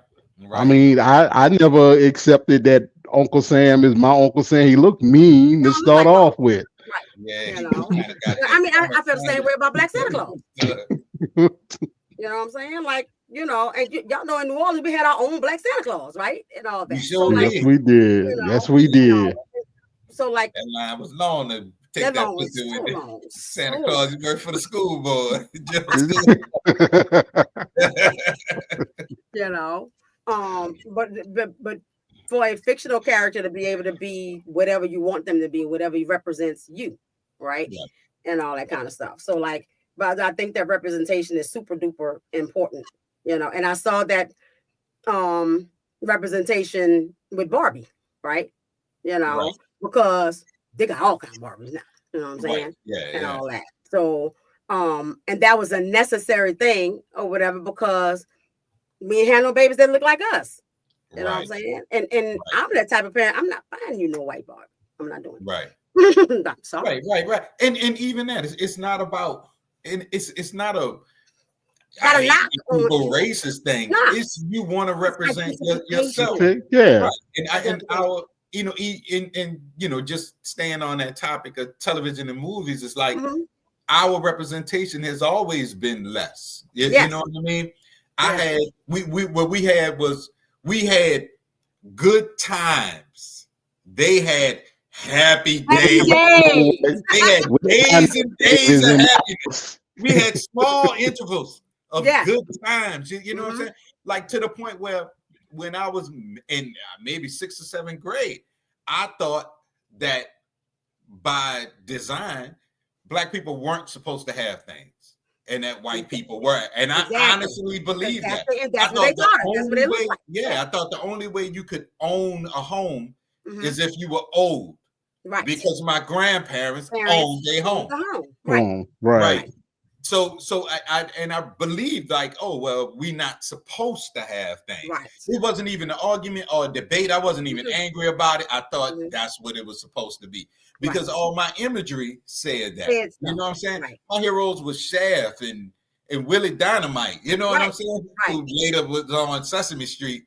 You think people ain't catch that? You went from a pimp to kids how to read. But those were my heroes. You know what I'm saying? And of course, actual real heroes. But I just mean in television and movies. You know what I'm saying? Right. What my man named James. James was Father of the Year. Thank you. Not and this is no knock against no parents that was in separated homes, but he was a big deal in my environment because he was there. Yeah. You know what I'm saying? Yeah. So but they lived in the damn project. Yeah. Right. But then when I watched Happy Days, I thought that was normal life. Normal for them. Normal life for them. You're right. Yeah. Exactly. You know, and so I think that imagery, those heroes, it is important for us to see because, like you said, that gives us that sense of pride. That gives us that, you know, this man was in the ghetto, taking care of his family, you know, like so he was honorable, right, and stuff like that. But they never got out the damn ghetto. But no, they did on the very last episode. Of course, on the very last episode, because then it went. The very last episode. We didn't get to see him actually move now, but that's what we needed, though. And you see the in that. They finally get to move. They would have Happy Days. The transition. We only got good times. Happy Days. Right. No. Nah, we just get a time, not days. The closest we got. Yeah. Georgia. Yeah. The Jeffersons. We did have the Jeffersons. Yeah. But also, George was an asshole. Do you have to be an asshole to move on up? Right. You know, like, what do I have to sacrifice in order to move on? Right? Exactly. You know, and stuff like that. So, and I remember, like, in a representation, like, personally, I recognize how important it is also to be around people of like yourself, right? Because y'all know I live in Shreveport. Most of, you know, up to 12 or whatever, and all that. And then when Mama got that job in Victoria, Texas, we went there, you know, all Hispanic people, right? And then 9th grade, I came to Nichols, right? Came home and all that. I had no clue I was fine until I got right. You know what I'm saying? Because nobody talked to me. Nobody, like, I got zero attention. Because I didn't fit the standard of that culture, right? And all that. But as soon as I got there, I didn't know what to do with myself because folks was hollering all the time. Right. You know what I'm saying? So I got caught up, y'all. We ain't gonna talk about that. Yeah. You was gonna have to transfer the clock or somewhere. You was making my life hard. I lost a lot of friends messing around with you. I don't talk to my cousin. I know you're. I had no clue, you know what I'm saying? But I recognize that it was because I was within my culture and they could appreciate my shape and size and all the things or whatever, right? And so that gives me a sense of confidence and encouragement. And, you know, and I got Black women around me that's, you know, pouring into me and all of, and those things are vitally important to our mental, emotional, spiritual health and wellness. Right.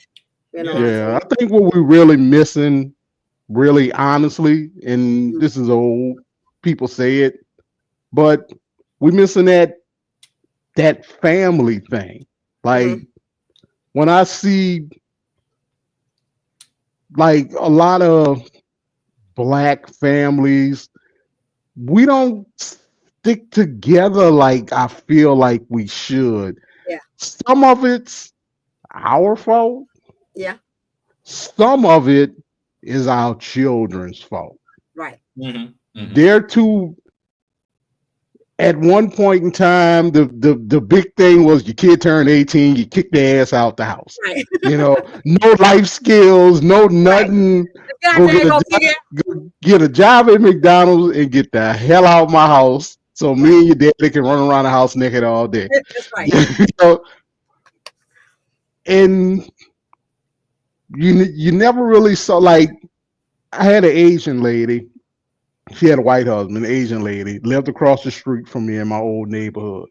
Mhm. I remember when they moved in there. I remember when they moved her mama in there. Mhm. Her mama don't work. Her mama watch the kid. She Mhm. jump on her little Debo bike and she used to just ride the neighborhood. Right. But they do that. They do that. Mexican families do that. They don't like toss their relatives out to the side. When they get old, Mhm. they move in. Or Yeah. the mofos just don't move out the house. But Mhm. Right. and you lived in Victoria, so Mhm. it'll be like 12, 14 of them in a house. Everybody working, everybody paying bills. Right. Mhm. They Right. do it. To make life easier for this, they got to be bothered with each other, but they ain't struggling financially, right? Facts. They ain't Yeah. got to work out where they Facts. gonna eat because they're gonna They pay ain't got to everybody worry about where to money. go eat. You Because I know? look at like the way stuff is now. I mean, I remember when I was in Richmond, Virginia, I had a 3-bedroom apartment that I paid like $400 a month for. I know, right?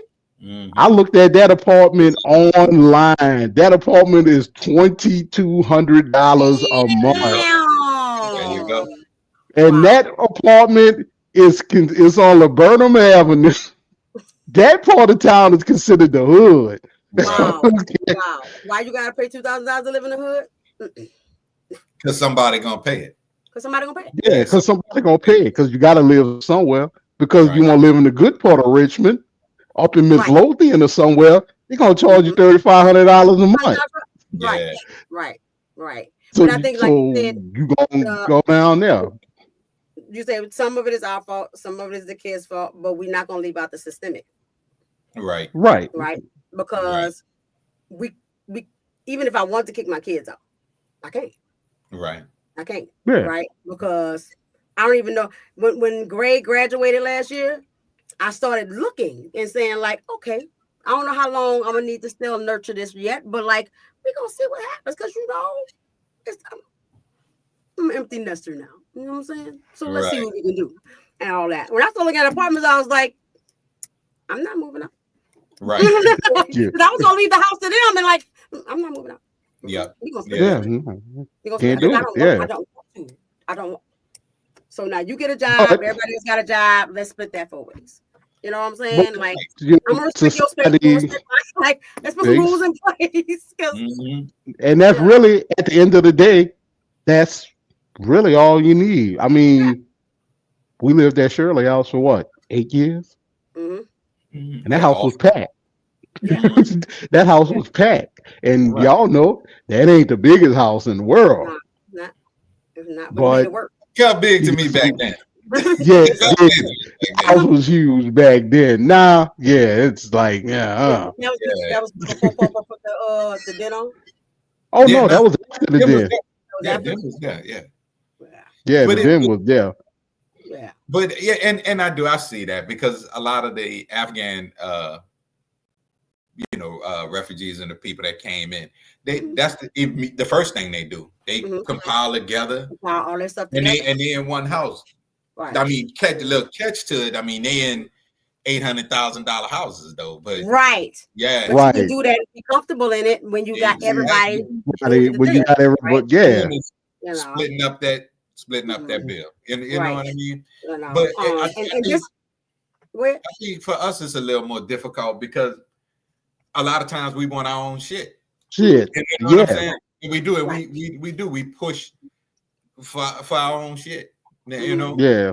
Right. because But let me tell I you, think one of go the ahead. reasons we do Mhm. is because of the systemic stuff, right? Right.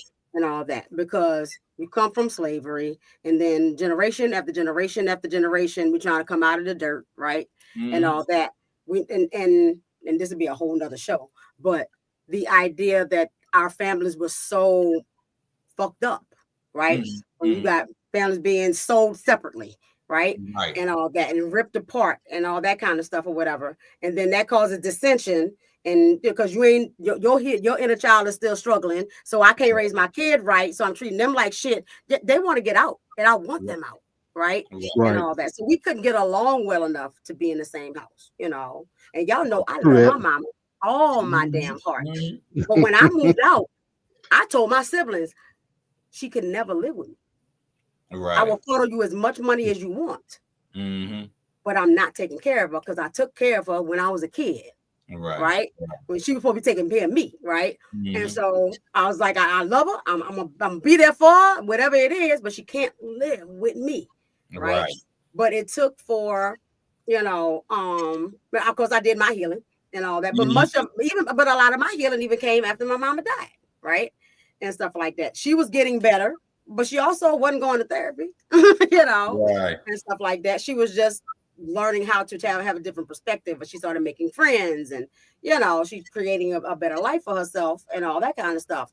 But unless you can heal the broken pieces within the family, and that's how we can live together over here, right? Right. And all that, because if my kids say, mama, back in 2010, you really hurt my feelings, even if I don't remember it, I'm gonna say I apologize for hurting your feelings. Right. Right.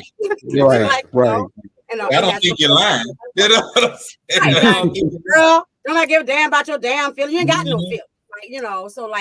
So because our parents, because of their own struggle. Again, it's not that there's no reason for it and all that, but the end result is you're trying to get the hell out. You're trying to get away from that because it hurts, right?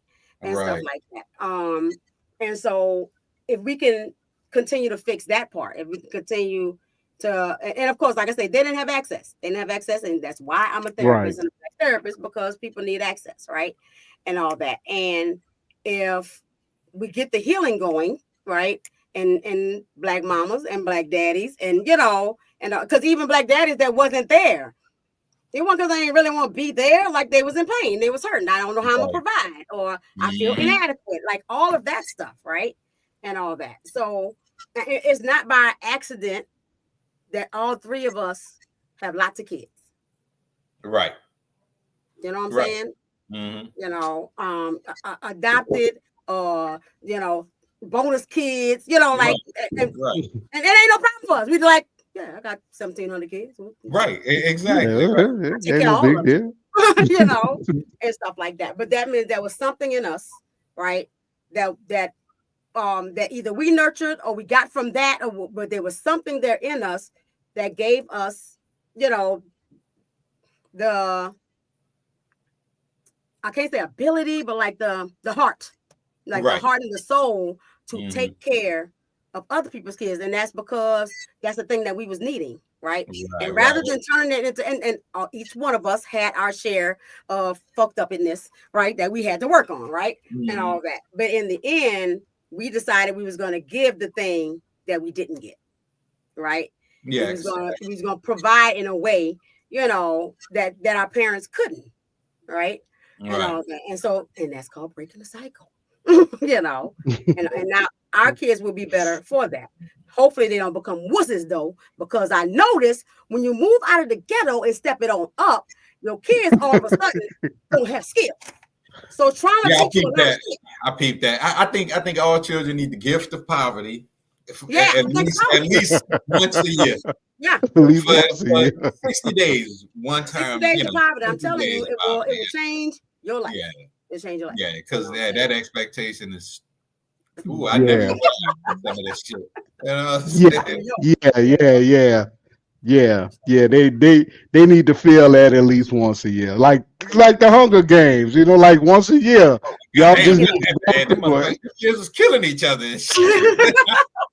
We're not gonna kill them, but just like the Hunger Games, once a year, just let your kids feel it. Just let them feel it, so they can. So for the rest of the 364 days, they'll appreciate it.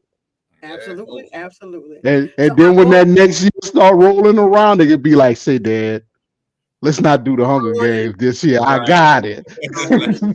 I think I I got mean, it. and that's what helped Nate, because she moved out, but she wasn't really ready. She wanted to have her own stuff, but she wasn't ready to be responsible and all that. So she kept Right. coming back, and now she don't make a move without going, Mama. So what should I do? Yeah, there you go. Hunger Games. And stuff like. But that experience is necessary. It's necessary. I found this video. It kind of touches on some of the stuff we was already talking about, and we're pretty close to time. But I did want to show it, and we can continue it on the next show or whenever we want to make it a focus. How did the Black Panther become the symbol of Black power? I'm so glad you asked. It's all because of this white supremacy rooster and an HBCU. Hey, I'm Garrison Hayes, and this is the Black Defiance Mixtape, my Black History Month series in partnership with Participant. And our intention was not to get out and be rowdy. We just wanted an emblem, and that served our purpose. But it's frightened the devil out of a lot of white people. And some black ones too, I suppose. In the 1960s, black organizers in Lowndes County, Alabama were faced with a challenge. They needed a way to mobilize black voters around pro-black candidates. And to do so, they needed a symbol. So they reached out to SNCC veteran Ruth Howard for some help. Thinks about it and goes away and comes back, and she presents to the folk of Lowndes County a soaring white dove. And they look at Sister Ruth and they're like, you know what? We appreciate the effort. However, this is not about peace right now. This is about power. Ruth went back to the drawing board, and it was only after visiting the campus of what is now Clark Atlanta University that she had an epiphany. She makes note of the mascot for Clark College, which is a Black Panther, and she presents the snarling, leaping Black Panther to the folk of Lowndes County, and they're like, there you go. This is what we're talking about, right? That panther went from Atlanta to Lowndes County to the streets of Oakland to the world. This is just one of many incredible stories in the new documentary Lowndes County and the Road to Black Power. It's streaming right now on Peacock. Check it out. I didn't know that till I found that. Yeah. Oh, damn. Yeah. That would have took all the oomph out, Right. And I paid attention to the fact that the lady said we just wanted an emblem, but the emblem we chose that represented power scared the piss out of white folks. So, and that's what I got out of this whole searching for things, is that our symbols scare them. Yeah. Facts. They scare them. And so too, yep. We're not gonna stop having symbols, y'all. Yeah. Oh no, we gotta have them symbols, man. We continue to unite and do what we need to do for us. One thing on here that I had to put on there also is this, that our hair also is a symbol, right? Yep. Yeah. That's the African American flag. I didn't even know there was one of them until about 5 years ago. Right. I had no clue, right? And all that. There's a Black Panther symbol. And this has become a symbol in our community as well, that Black Panther salute. Right. You know what I'm saying? And there's no doubt about what we're doing when we do it, right? Because everybody knows. Oh yeah, everybody know. Everybody know. It's like you don't even have to say nothing. You just walk up the street and see another Black person walking up the street. Right. They automatically do it. Even the little kids, they're like, yeah. And I think, and I want to talk about this on another time, but like the power that we hold within us as a people and all that, like we have an unspoken language, right? I saw a video once with this little Black boy, and I think he was mixed race, and he was so excited, and he was like, "Mom, I just got the black man nod," and she's like, "What?" He just went, he was so excited, right? So those that they don't seem like a lot, but those things matter. Right. Those things matter, right? When I walk into the grocery store and I'm looking good and I'm feeling good and I'm walking with confidence and I'm walking in there with this hair, little Black girls stop and they're in awe, right? And so I take my time to stop and talk to them and tell them how beautiful they are, right? And that's the part that we got to start getting back to as well, just like in that first poem, right? Is that we are responsible for us. They never have, and they never will. Right. It is our responsibility to take care of our own. And then we got to start really getting back to that. Right. Yeah. And we do. So yeah, we are the old people now. So I feel like part of it is our duty now, right? to get back to that, to get back to bringing the people back together, right? Which is a big part of what I want to do with this, you know. And Fred mentioned earlier, like y'all know, our generation, we really we have our little faux pas, but like our generation don't have beef. Right. All of us cousins, Right. we love each other, like you know, but we don't. I think what we struggle though with right now, because after Uncle Percy passed, I was like, "You in Texas? No, you in Texas too? I didn't even know y'all was in Texas." So being more intentional about connecting, right? Being more intentional about staying in touch, being more intentional about when we went out there by Fred, you know, a month ago or whatever. My kids was all geeked up. They was like, because my Uncle Fred, you know, and all that. And my cousins. Yeah, definitely was trying to get them to spend the night and when you coming back. Family, right? You know, we was in New Orleans for the service and all that. Like they were like, man, all the cousins, like you know, that's important. That's very, very important, and I think that's part of how we made it as kids too.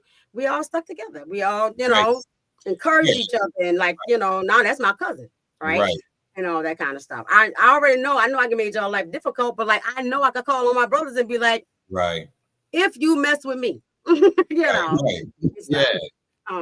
you know, and the fact that like my kids notice when I'm around y'all, I feel safe, so I turn into a little girl, right? And all they see of me and hear, because I'm operating in this masculine energy, you know, is big strong mama, right? And all that. So that's beautiful for them to be able to see me vulnerable and safe. You know what I'm saying?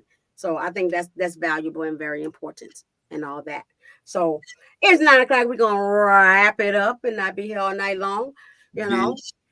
But we're going to be here weekly, but not on Saturday, on Sunday. We're gonna do Sunday. Not tomorrow.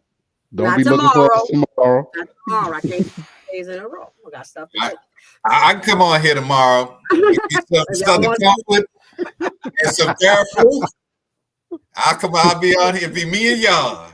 It's gonna be a wild time. Don't trust Brian like that. He needs supervision.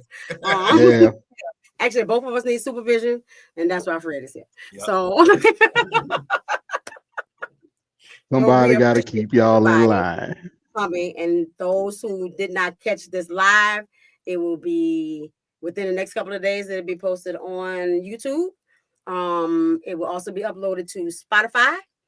And I'm working on learning the things. So give me some time, and it'll stream there too, and all that good stuff or whatever. But I think we had a good first episode. You know I feel good about it. I feel really good. I want to thank everybody that jumped in the chat.